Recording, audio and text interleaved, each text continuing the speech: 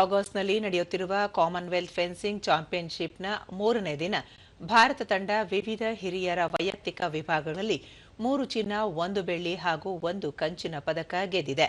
3ನೇ ದಿನದ ಅತ್ಯುತ್ತಮ ಪ್ರದರ್ಶನದೊಂದಿಗೆ ಭಾರತದ ಒಟ್ಟು ಪದಕಗಳ ಸಂಖ್ಯೆ 29ಕ್ಕೆ ಏರಿಕೆಯಾಗಿದೆ. ಇದರಲ್ಲಿ 8 ಚಿನ್ನ 7 ಬೆಳ್ಳಿ ಹಾಗೂ 14 ಕಂಚಿನ ಪದಕಗಳು ಸೇರಿವೆ.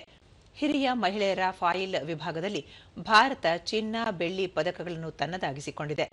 ಕನಗಲಕ್ಷ್ಮಿ ಚಿನ್ನದ ಪದಕ ಗೆದ್ದರೆ ಅವರ ಸಹ ಆಟಗಾರ್ತಿ ಜಾಯ್ಸ್ ಆಶಿತಾ ಬೆಳ್ಳಿ ಪದಕ ಪಡೆದು ಮೊದಲ 2 ಸ್ಥಾನಗಳನ್ನು ಅಲಂಕರಿಸಿದರು. ಇಂಗ್ಲೆಂಡ್ನ ಜಾರ್ಜಿಯಾ ಗ್ರೀನ್ ಮತ್ತು ಎಮಿಲಿ ಗುಡ್ಚೈಲ್ಡ್ ಕಂಚಿನ ಪದಕ ಗೆದ್ದರು. ಹಿರಿಯ ಪುರುಷರ ಎಪಿ ವಿಭಾಗದಲ್ಲಿ ರಾಜೇಂದ್ರನ್ ಶಾಂತಿಮೋಲ್ ಶೆರ್ಜಿನ್ ಅದ್ಭುತ ಪ್ರದರ್ಶನ ನೀಡಿ ಭಾರತದ 2ನೇ ಚಿನ್ನದ ಪದಕ ಗೆದ್ದರು.